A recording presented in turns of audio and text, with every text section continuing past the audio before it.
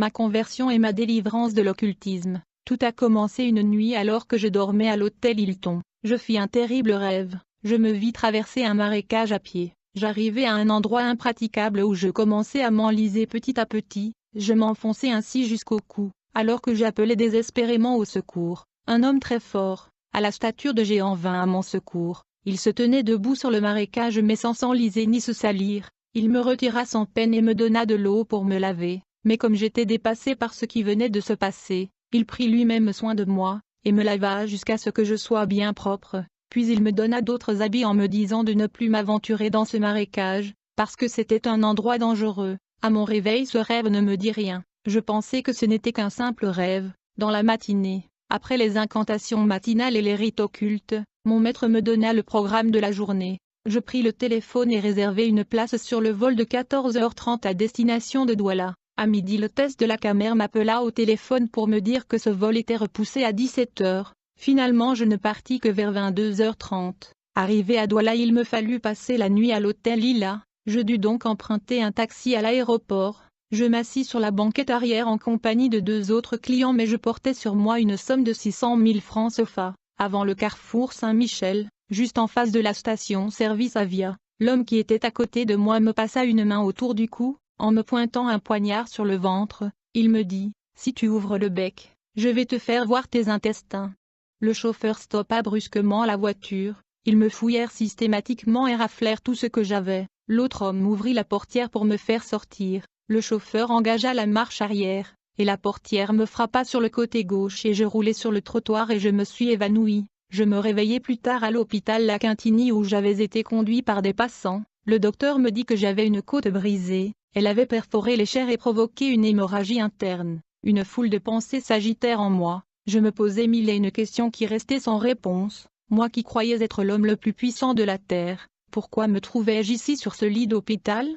Je réfléchis pour voir si je n'avais pas respecté un interdit, mais tous avaient bien été respectés. Mais alors, pourquoi le démon Bise qui était mon compagnon ne m'avait-il pas averti du danger?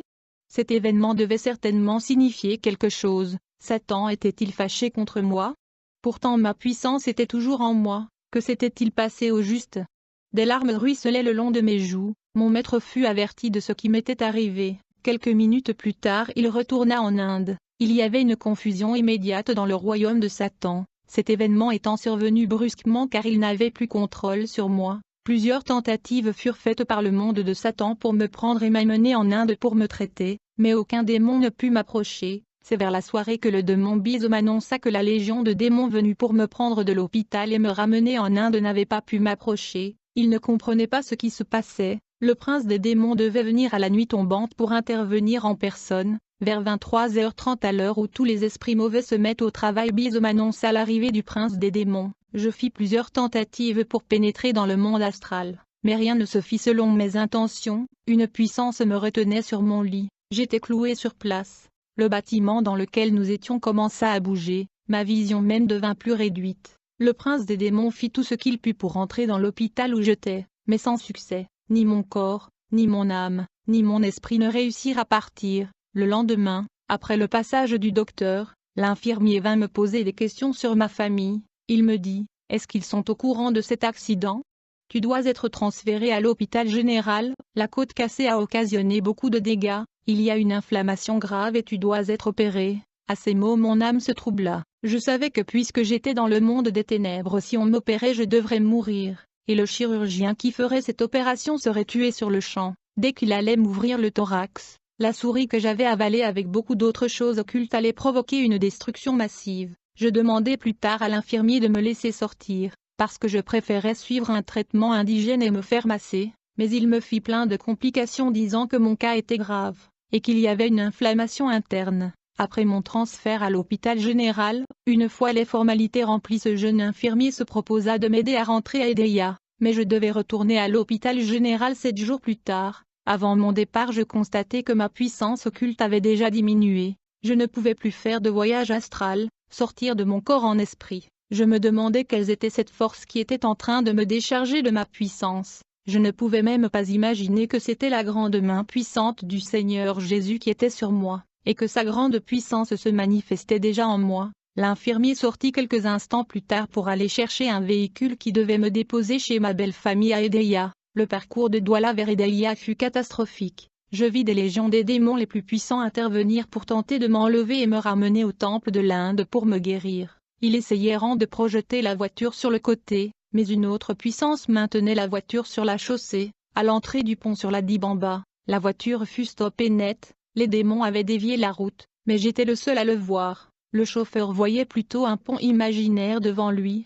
S'il avait suivi cette vision et s'était engagé dans cette fausse direction, nous serions tombés directement dans le fleuve avec la voiture. C'était le plan du diable pour m'enlever. Un quart d'heure plus tard j'entendis un grondement terrible, et je vis la route reprendre sa place habituelle sur le vrai pont. Des milliers de démons tombèrent dans le fleuve. La voiture qui s'était arrêtée à cause d'une panne inconnue redémarra à l'instant même. C'est une chose merveilleuse de voir le Seigneur intervenir.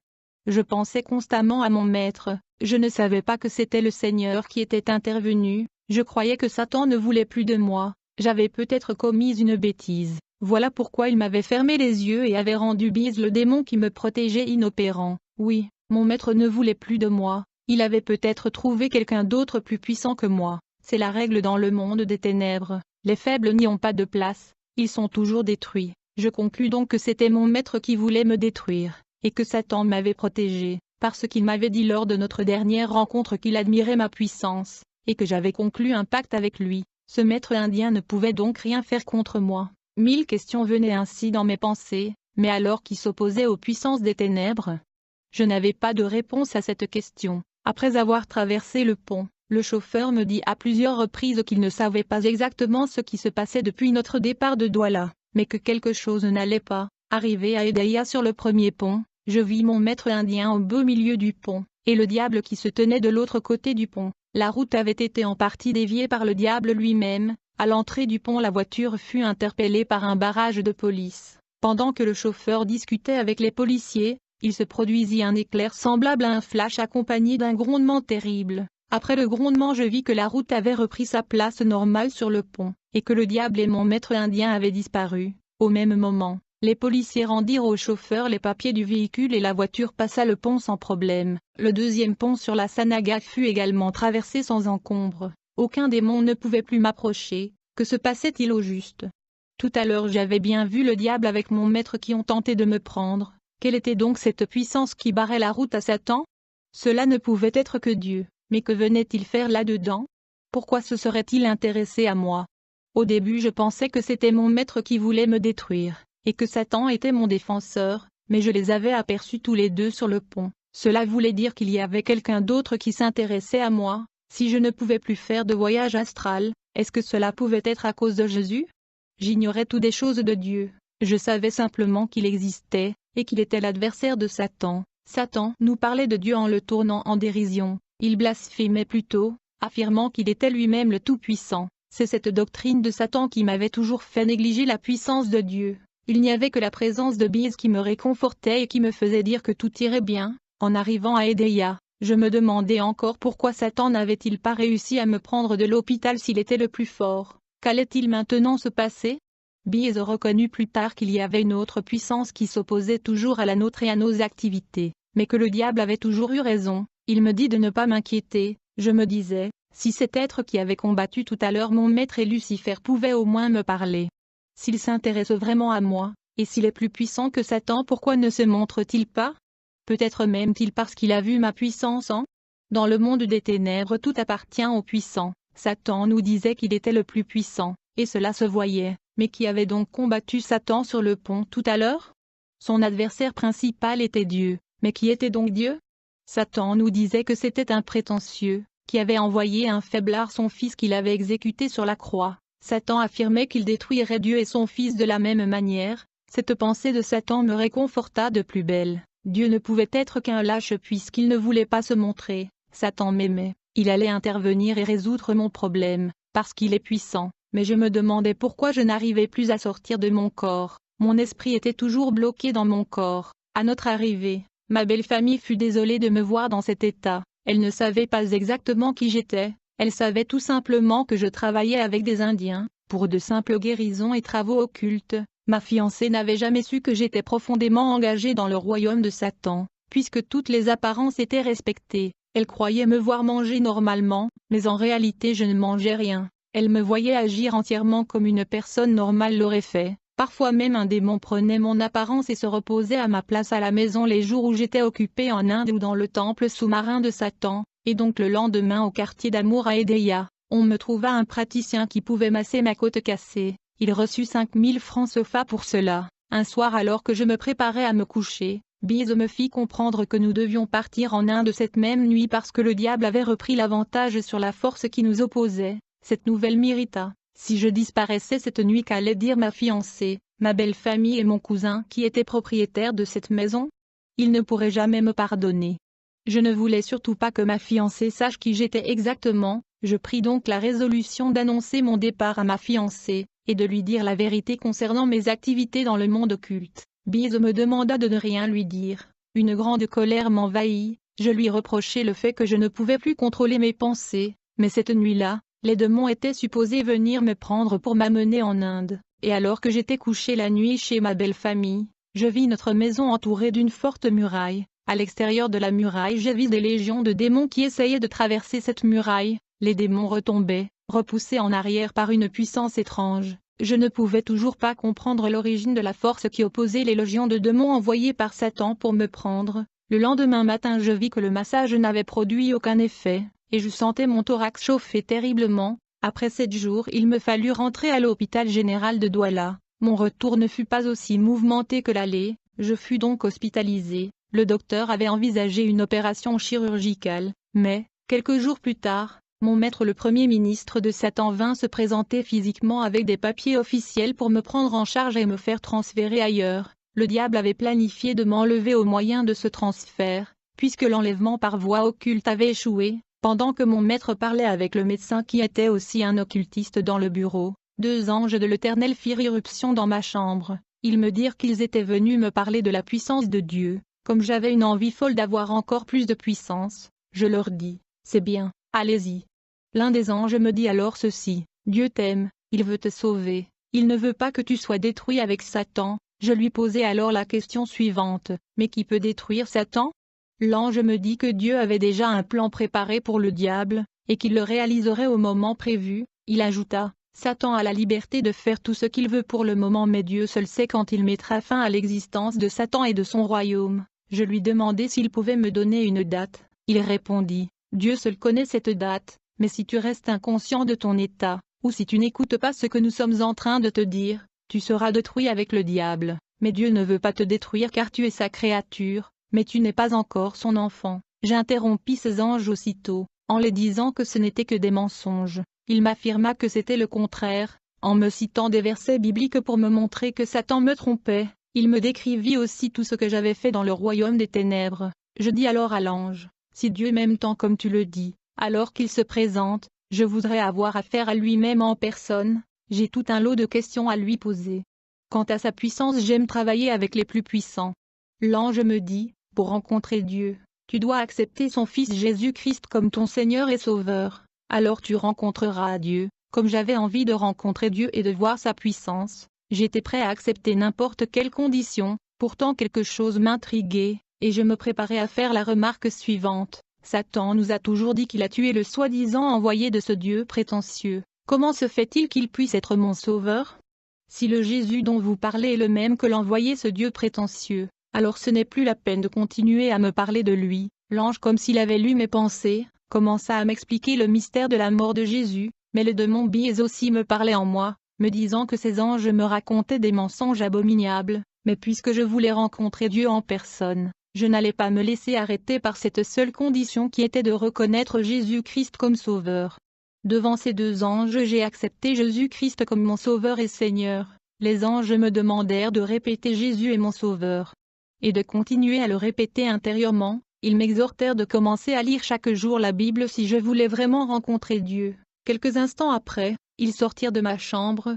Un instant après, mon maître le Premier ministre de Satan entra dans ma chambre. Après avoir longuement dialogué avec le docteur, dès qu'il fut entré, il commença à faire des incantations pour tenter une fois de plus de m'enlever par voie occulte, mais rien ne se produisit. Je compris immédiatement que c'était Jésus qui combattait. Les anges m'avaient dit qu'ils m'aimaient.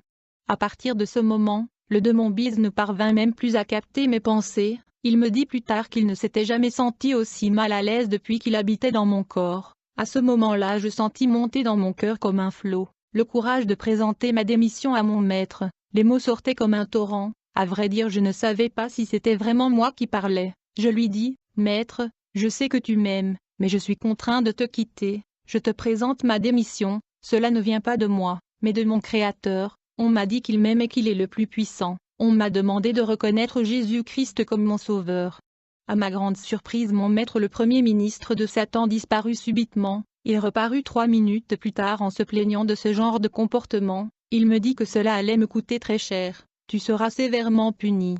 Tu as écouté des mensonges. C'est la douleur qui te fait peut-être délirer. Je vais partir et à mon retour, tu auras changé d'idée. À cet instant même, Biz me dit que le roi Satan était déjà furieux contre moi, qu'un pareil dérèglement se payait par la mort, et que je serais détruit pour cet acte de trahison. Cet avertissement me plongea de nouveau dans un terrible désespoir. Heureusement que mon maître, le premier ministre de Satan, avait déjà payé tous mes frais d'hospitalisation avant ma démission. 2 heures plus tard, le docteur vint m'annoncer que mon transfert avait été décidé. Je dis au docteur que je venais de démissionner. Il n'en croyait pas ses oreilles. Comme il ne savait pas ce qui se passait, il me traita de fou et me demanda tout simplement de partir. Je sortis donc de l'hôpital. Je me demandais où donc était Dieu, le Tout-Puissant dont on m'avait parlé. On m'avait donné les conditions qu'il fallait remplir pour rencontrer Dieu. La première condition était de reconnaître que Jésus était mon sauveur. J'avais reconnu que Jésus était mon sauveur, mais je n'avais toujours pas rencontré Dieu, et j'étais à la merci du diable, puisque j'avais conclu des pactes. J'appartenais donc encore au royaume de Satan. Si je ne rencontrais pas Dieu, le diable pouvait m'abattre quand il le voulait. Mais je me dis en moi-même que si Dieu m'aimait, il allait se manifester. C'était sans doute ma puissance qui l'attirait à moi.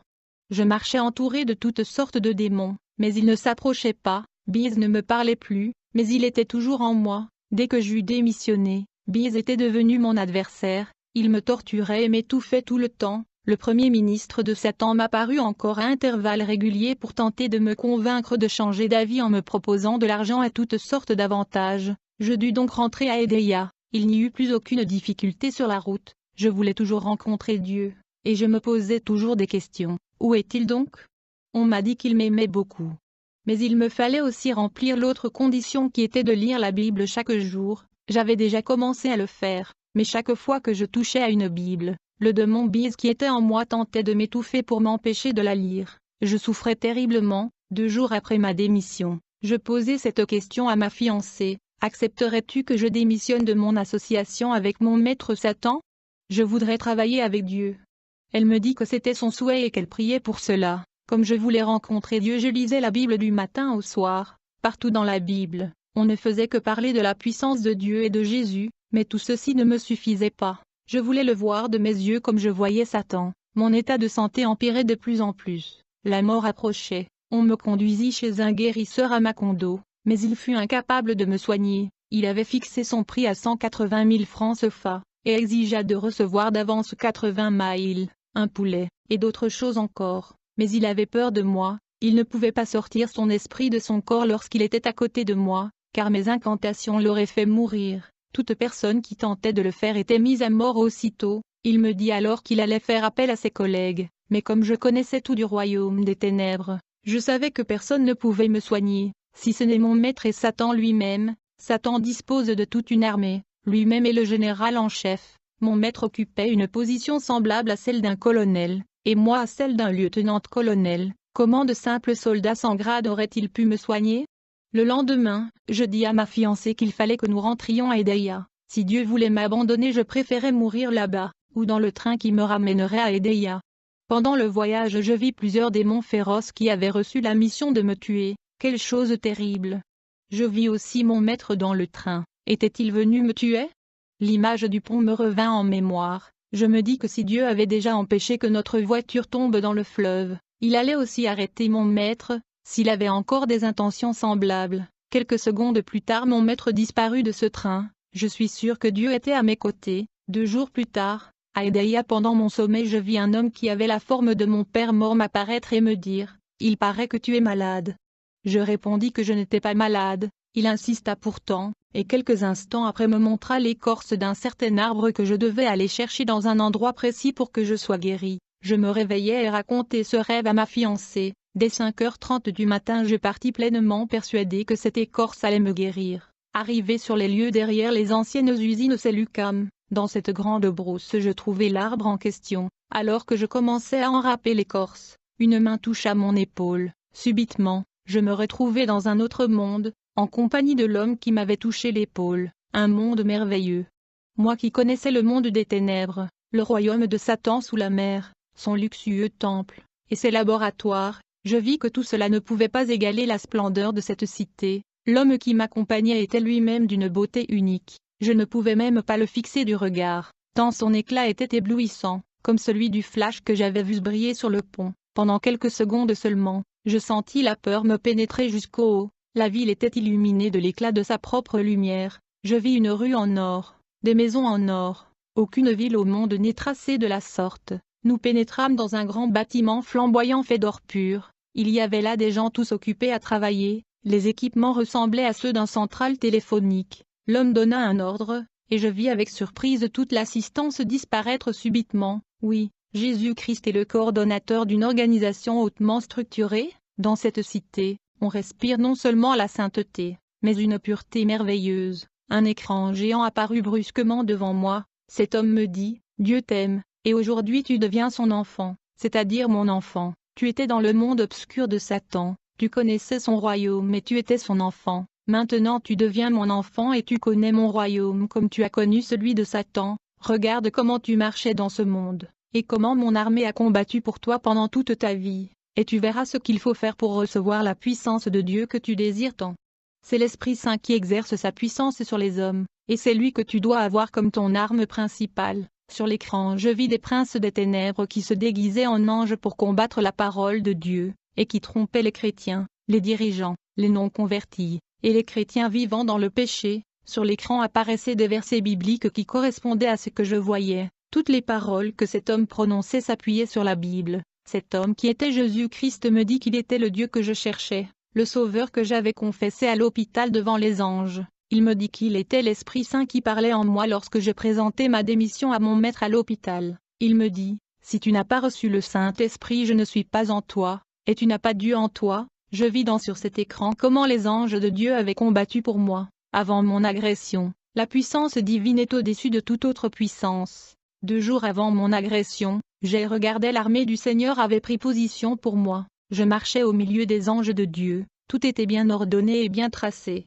Je revis le vol que je devais emprunter, la voiture qui devait me conduire, et les hommes qui devaient m'agresser. Je vis comment le monde des ténèbres était alerté. Quelques minutes après mon agression, je vis que j'étais entouré par une muraille d'anges. Avant même que les passants me découvrent couché sur le trottoir, il y eut un violent combat entre les démons qui venaient me chercher et les anges du Seigneur. Ce combat se poursuivit jusqu'à l'hôpital. Un premier bataillon de démons fut vaincu, puis un second, ainsi que le prince des ténèbres et toutes sortes de dominations. Le royaume des ténèbres était dans une confusion totale. Je vis sur l'écran minute après minute les démons les plus féroces qui venaient pour m'enlever de l'hôpital. Alors que j'étais sur mon lit d'hôpital, je vis un ange me bloquer pour m'empêcher de sortir de mon corps en esprit pour accomplir les œuvres des ténèbres. Je ne pouvais plus faire de voyage astral, et je pouvais voir sur l'écran que j'étais l'objet de combat entre le royaume des ténèbres et l'armée céleste. Puis un ange messager parut à l'écran. La projection qu'on regardait avec Jésus s'arrêta brusquement,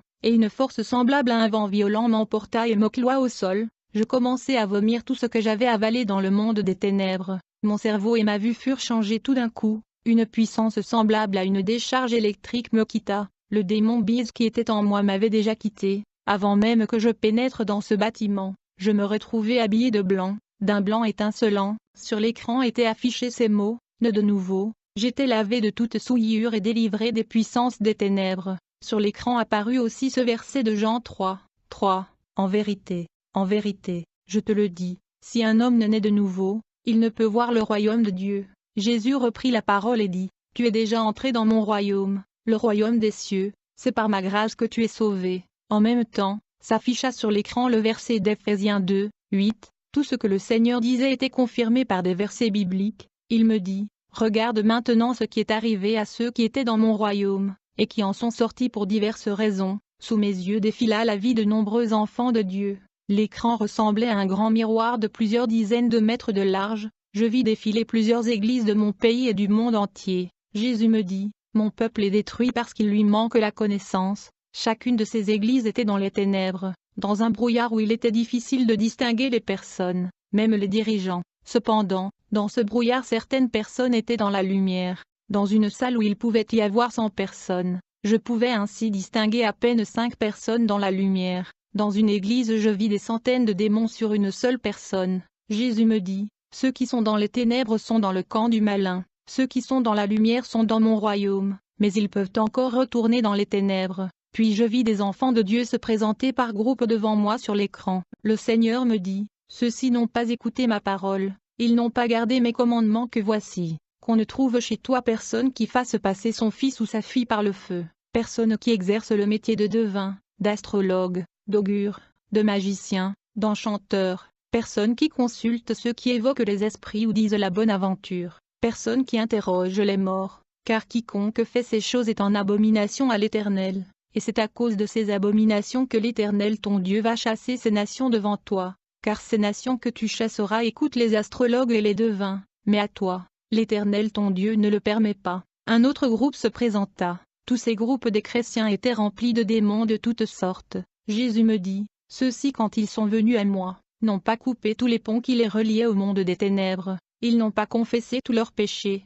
ils n'ont pas respecté ma parole, qui dit, plusieurs de ceux qui avaient cru venaient confesser et déclarer ce qu'ils avaient fait, et un certain nombre de ceux qui avaient exercé les arts magiques ayant apporté leurs livres, les brûlaient devant tout le monde. On en estima la valeur à 50 000 pièces d'argent. Acte 19 verset 18. Ils ont fait une fausse repentance, pour plusieurs raisons. Ils n'ont pas respecté ma parole, mon commandement qui dit, repentez-vous, et que chacun de vous soit baptisé au nom de Jésus pour le pardon de vos péchés, et vous recevrez le don du Saint-Esprit. Acte 2 verset 38, parce qu'ils avaient honte, ils ont préféré les temps de feu, plutôt que de confesser leurs péchés devant leurs frères. Confessez donc vos péchés les uns aux autres, et priez les uns pour les autres afin que vous soyez guéris. La prière fervente du juste a une grande efficacité. Jésus me dit, pour qu'ils soient dans la lumière devant moi il faut qu'ils confessent devant les témoins tous les péchés commis avant leur repentance et après leur repentance, sinon ils seront jetés dans les temps de feu et de soufre. S'ils ne font pas honte à l'ennemi en confessant tous leurs péchés un à un,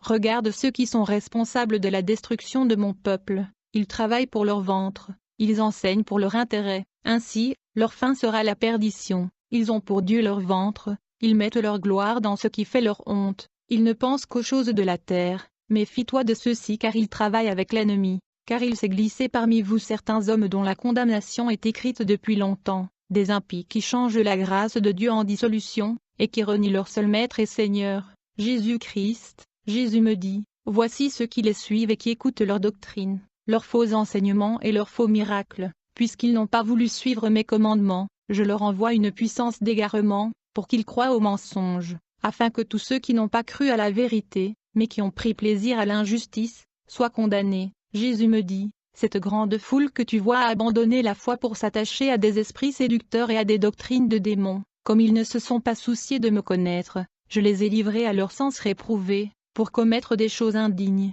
étant remplis de toute espèce d'injustice, de méchanceté, de cupidité. Jésus me dit, comme tous ceux qui veulent suivre ma volonté, tu dois connaître mon jugement, je déclare dignes de mort ceux qui commettent de telles choses, non seulement ils les font, mais ils approuvent ceux qui les font. Ceux que tu vois ici sont dans les ténèbres parce qu'ils ont été attirés par le monde et par les choses du monde, en particulier par l'argent. Le malin a choisi ce moyen pour détourner la grande majorité de ceux qui enseignent ma parole et de ceux qui l'écoutent. Ceux qui enseignent dépouillent ma maison, ils sont tombés dans la tentation, dans le piège du diable, car l'amour de l'argent est la racine de tous les maux, et quelques-uns, en étant possédés se sont égarés loin de la foi, et se sont jetés eux-mêmes dans bien des tourments. Jésus me dit, à cause de leur passion pour les choses du monde ma maison est divisée, elle est remplie de querelles, ils ont rejeté cette parole. Sache que ma vérité est la porte étroite qui conduit toute personne dans mon royaume.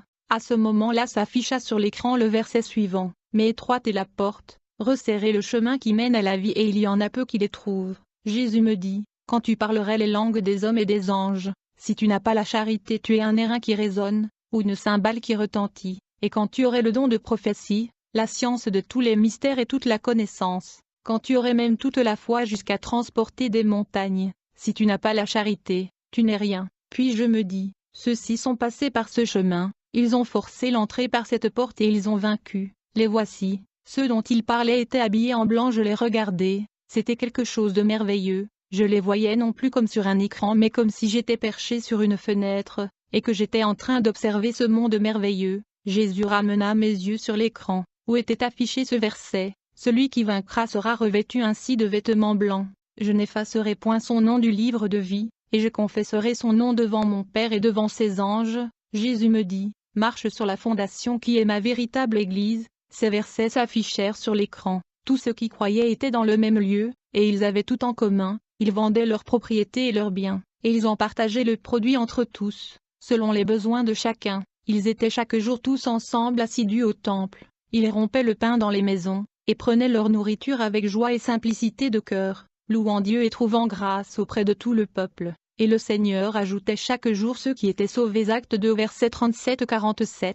Jésus me dit, c'est là le chemin qui mène à la patrie céleste. Pour éviter ma colère, garde ton corps sans souillure, garde le commandement que voici, et pratique-le. Garde pur ton âme et ton esprit et pratique cette parole. Jésus me dit, garde tout ce que tu as reçu comme révélation de ma part. Si tu négliges un seul point, tu deviendras comme eux, tu retourneras dans les ténèbres, et ta condition sera pire qu'auparavant. Jésus me dit, tu connais maintenant qui est ton adversaire, tu as travaillé dans son camp, tu as combattu contre mon royaume. Je t'envoie maintenant vers ceux qui sont dans mon royaume, mais qui sont dans les ténèbres, pour que tu leur expliques pourquoi ils sont dans les ténèbres, et comment ils peuvent se libérer des pièges d'un ennemi que tu connais parfaitement, car nous n'avons pas à lutter contre la chair et le sang, mais contre les dominations, contre les autorités, contre les princes de ce monde de ténèbres, contre les esprits méchants dans les lieux célestes. Ephésiens 6, 12. Jésus me dit, toute vérité qui n'est pas conforme à ma parole et qui est enseignée aux hommes n'est que mensonge et doit être rejetée.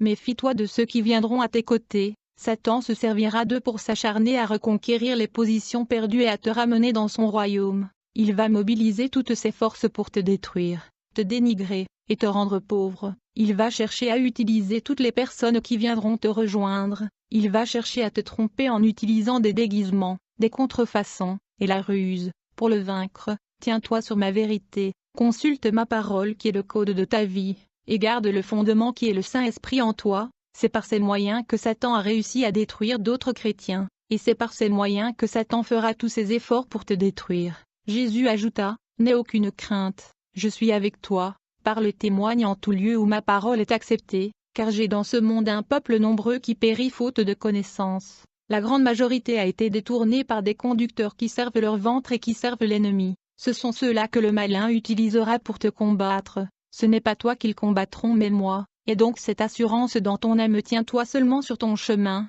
en prenant toutes les armes que tu as eues aujourd'hui. Jésus me dit, si tu n'as pas ces armes, tu ne pourras pas tenir. Tu dois savoir que, dans les derniers jours, il y aura des temps difficiles, car les hommes seront égoïstes, amis de l'argent, blasphémateurs, rebelles à leurs parents, calomniateurs, intempérants, cruels, ennemis des gens de bien, enflés d'orgueil, aimant le plaisir plus que Dieu, ayant l'apparence de la piété mais reniant ce qui en fait la force. Éloigne-toi de ces hommes-là. Jésus ajouta, prêche la parole, insiste en toute occasion, favorable ou non, car il viendra un temps et ce temps est déjà arrivé, où les hommes ne supporteront pas la saine doctrine, mais ayant la démangeaison d'entendre des choses agréables, ils se donneront une foule de docteurs selon leurs propres désirs, détourneront l'oreille de la vérité, et se tourneront vers des fables. Mais toi, sois sobre en toutes choses, supporte les souffrances. Jésus me dit que je devais savoir que je serais persécuté. Ce verset s'afficha alors sur l'écran, comme tous les autres. Or tous ceux qui veulent vivre pieusement en Jésus-Christ seront persécutés. 2 Timothée 3, 12. Jésus ajouta, mais je te promets une chose, écoute ma promesse. Je vous le dis en vérité, il n'est personne qui ayant quitté à cause de moi et à cause de la bonne nouvelle, sa maison ou ses frères ou ses enfants ne reçoivent au centuple présentement dans ce siècle-ci, des maisons 7 des terres avec des persécutions, et dans le siècle à venir la vie éternelle. Jésus me dit, je viens bientôt. Ce verset s'afficha sur l'écran. Pour ce qui est du jour et de l'heure, personne ne le sait, ni les anges des cieux, mais le Père seul. Matthieu 24, 36. Jésus ajouta, le monde sera surpris. Le verset suivant apparut sur l'écran. Ce qui arriva du temps de Noé arrivera de même au jour du Fils de l'homme. Les hommes mangeaient, buvaient, se mariaient et mariaient leurs enfants, jusqu'au jour où Noé entra dans l'arche. Le déluge vint, et les fit tous périr. Jésus me dit, il faut que tu vives dans la sainteté, non seulement dans la sainteté mais dans la pureté, parce que la nouvelle Jérusalem n'est pas bâtie avec des meurtres, de la haine, de la jalousie, des médisances, et du manque d'amour. Ne viens pas dans ma maison l'Église pour être servie mais plutôt pour servir. Aucune des choses suivantes ne doit se trouver dans la nouvelle Jérusalem, le vol, les mensonges, l'hypocrisie, les passions du monde, les convoitises, et l'idolâtrie sous toutes ses formes. Voici le message que tu donneras à ceux qui te recevront en mon nom, mais je te préviens que tu seras rejeté par les fils de la perdition, comme j'ai moi-même été rejeté par eux aussi. Voici ce que Satan fait dans les églises, il pousse les hommes et les femmes à l'idolâtrie, c'est-à-dire à remplacer le culte en esprit et en vérité par des danses pornographiques. Dans les églises et dans le monde il multiplie les prodiges et les miracles, et il se déguise en ange de lumière pour tromper même les élus. Il envoie des faux seigneurs, des faux sauveurs, des faux prophètes, des faux apôtres, des faux pasteurs, et des faux Christ, dans le monde. Il pousse les gens à adorer des créatures terrestres, vedettes ou hommes politiques, des jeux ou toutes sortes de plaisirs mondains. Dans les églises, il dénigre les Écritures et il pousse quelques-uns à mutiler et à affaiblir la parole de Dieu. Il a pris la direction des écoles de théologie et des écoles bibliques, pour fausser complètement le sens de ma parole. Il a multiplié les sciences dites spirituelles et les sectes dites spirituelles. Satan divise l'Église, qui est mon corps pour mieux régner. Il tisse des réseaux d'envie, de convoitise, de haine, de tromperie. Il pousse ceux qui ont été victimes de ces choses à la colère, à la vengeance, à la révolte, à la cruauté, et à l'injustice. Il pousse les dirigeants chrétiens à utiliser la corruption mentale pour remplir leurs églises, et à suivre leurs propres intérêts au lieu de chercher à sauver les âmes qui périssent. Quand l'homme est loin de Dieu, sans le Saint-Esprit, et comptant sur ses propres forces, il devient un jouet entre les mains du diable qui est son ennemi. Ne compte pas sur la multitude, le salut est personnel, dis la vérité à tous sans faire de considération de personne. Jésus reprit, c'est dans cette vérité que tu dois marcher, ne cherche pas la gloire des hommes. Ne tords pas ma vérité par intérêt personnel, car c'est à cause de ces choses que ceux-ci seront jetés dans les temps de feu. Ils se disent mes envoyés mais ne se tiennent pas dans la vérité, ils sont pires que les scribes. Ce verset s'afficha, gardez-vous des scribes, qui aiment à se promener en robe longue, et à être salués dans les places publiques, qui recherchent les premiers sièges dans les synagogues, et les premières places dans les festins, qui dévorent les maisons des veuves, et qui font pour l'apparence de longues prières. Ils seront jugés plus sévèrement. Jésus me dit, garde-toi de commettre comme ceux-ci le péché impardonnable. Ils ont rejeté mes prophéties et mes visions, estimant qu'elles venaient du diable, ils sont donc impardonnables. Le verset de Matthieu 12, 31 s'afficha. C'est pourquoi je vous le dis, tout péché et tout blasphème sera pardonné aux hommes, mais le blasphème contre l'Esprit ne sera point pardonné. Jésus ajouta, ne t'inquiète de rien, mais en toute chose fais connaître tes besoins à celui qui t'a délivré pour la gloire du Père. Et adresse des prières et des supplications en mon nom au Dieu vivant, avec des actions de grâce. Le samedi 11 mars 2017, tout le monde s'accordera à dire jamais 203. Et pour que toute la gloire revienne à Dieu, voici sur le plateau du Centre culturel chrétien Vie Nouvelle. Et la Sarah. Pour les connaisseurs de la musique et pour vous, les amoureux du gospel, une fois de plus, vous ne vous tromperez pas des destinations. Ce samedi 11 mars 2017, de 18h30 à 20h30, vivez 2 heures en compagnie de cette chanteuse de rêve, et la Sarah en exclusivité. Si vous croyez la connaître, alors vous vous trompez. Venez redécouvrir et la Sarah dans une onction renouvelée, l'onction de la Trinité. Et la Sarah dans un maxi single intitulé All Glory to God. N'oubliez pas, c'est au Centre culturel chrétien Vie Nouvelle, situé à 100 mètres du Stade Sika. En première partie, Balo et Dr Kevin. Un prix de place original, 2500 francs plus un CD ou encore plus une clé USB. Infolines 694 91 44 69 673 74 86 63.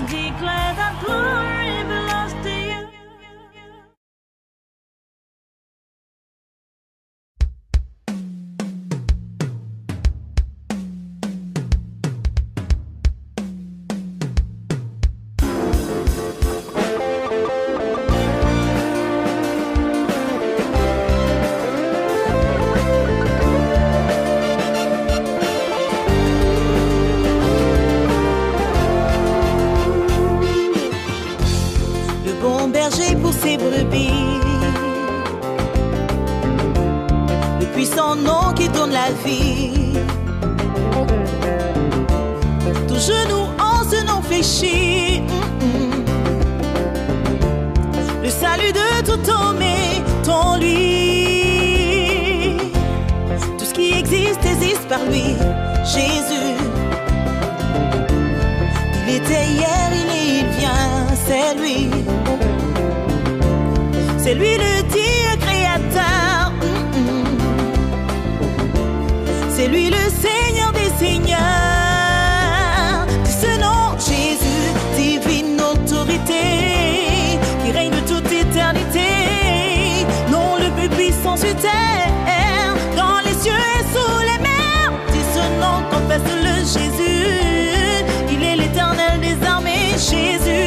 Le Seigneur ressuscité, Jésus. Il s'appelle Jésus, Jésus. Oh, Jésus.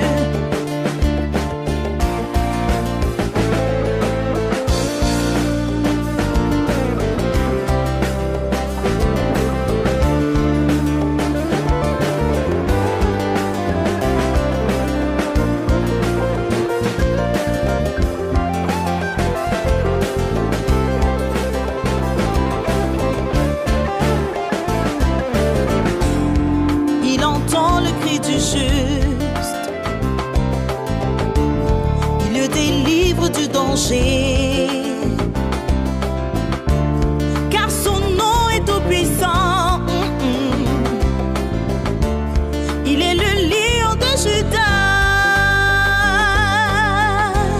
Confesse ce nom, Jésus. La vérité qui a franchi. Le péché s'incline devant lui. La mort n'a plus son aiguillon. Dis ce nom, Jésus. Divine autorité, Jésus. Qui règne de toute éternité. Jésus. Non, le plus puissant sur terre, dans les cieux et sous les mers. Dis ce nom, confesse-le, Jésus. Jésus. Il est l'éternel des armées, Jésus. Le Seigneur ressuscité. Il s'appelle Jésus, le roi des rois. Il est le tout-puissant, il est le Seigneur, le Rédempteur. Il est ressuscité. Oh, il est le roi des rois, le tout-puissant, l'indomptable, le véritable. Il est ressuscité. Oh, il est le roi des rois, le tout-puissant. Il est l'indomptable, le redoutable. Il est ressuscité, il s'appelle Jésus. Donc il décompte toutes les situations, donc par lequel je suis sauvé, par ses blessures je suis guéri. Il est ma raison de vivre. Dis ce nom, Jésus, divine autorité, qui règne de toute éternité. Non, le plus puissant sur terre, dans les cieux et sous les mers. Dis ce nom, confesse-le, Jésus. Il est l'éternel des armées, Jésus. Le Seigneur ressuscité, Jésus. Il s'appelle Jésus, Jésus.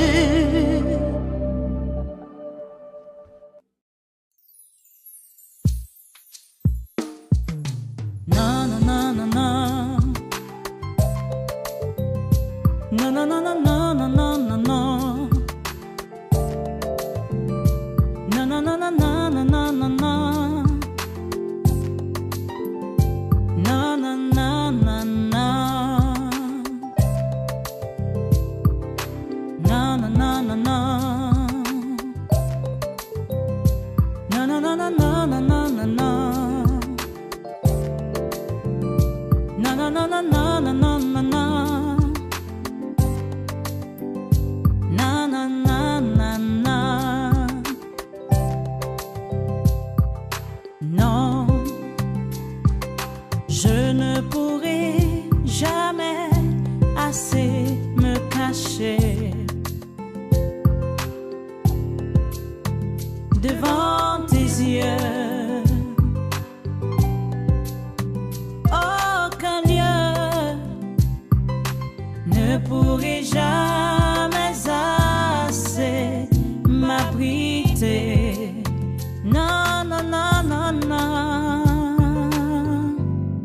Car si je vais me cacher là-haut, certainement, ROI, tu y seras.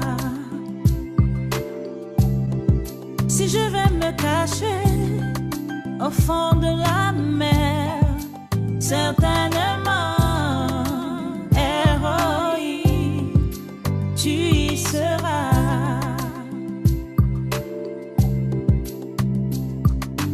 Non, non, non, non, non.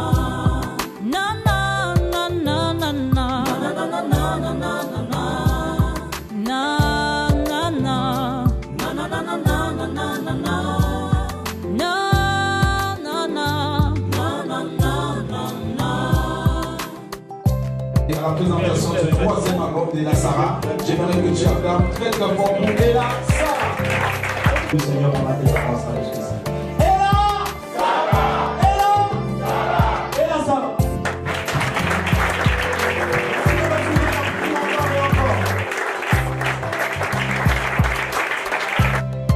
Si je disais à la montagne, couvre-moi dans le noir, tu peux voir une fourmi noire dans un trou noir.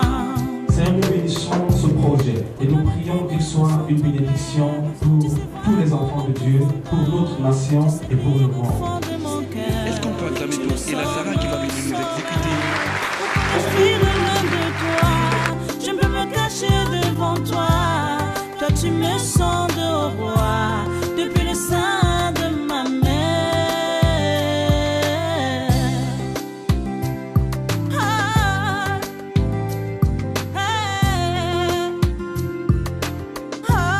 Pour toi les ténèbres sont trop claires. Tu sais lire dans les profondeurs. Tu sais voir au fond de mon cœur. Tu sais lire au fond de moi, oh, mon sauveur. Pour toi les ténèbres sont trop claires. Tu sais voir dans les profondeurs. Tu sais lire au fond de mon cœur. Où pourrais-je fuir devant toi? Pour toi les ténèbres sont trop claires. Tu sais voir dans tes mains.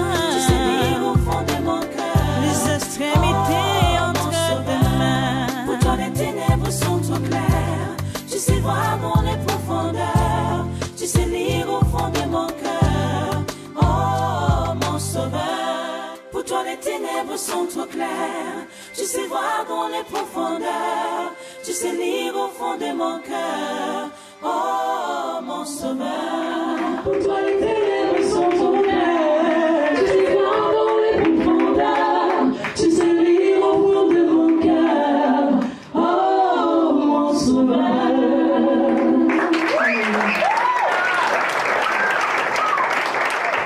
David disait sans de moi. On n'écrit pas, hein, on est quand même en 2017. Et là, c'est plutôt Betty, non? Je ne m'appelle pas Ella. Ella. Ah, ok, je m'excuse. C'est un prénom. Je veux la ramener au village. Je peux faire déjà 6 ans. Quand je suis en train de chanter, une femme me fait comme ça. Elle a d'abord son petit livre en main comme ça. Elle sirote ma chanson. Et quand je m'approche d'elle, elle me dit, oh, Ella avait. La réponse, justement, ça va lui permettre de, soit me donner l'argent, soit de voilà. Je connais quelques petits mots. Hein.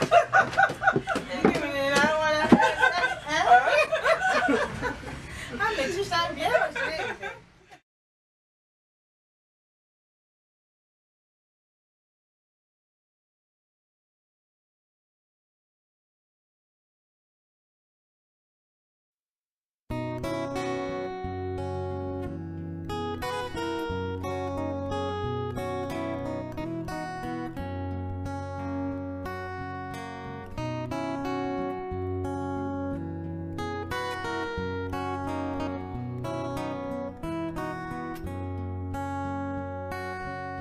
Non,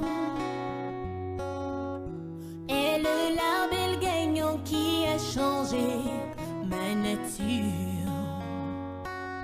Ton nom est le bon souverain qui a fermé mes blessures. Ton nom est le diamant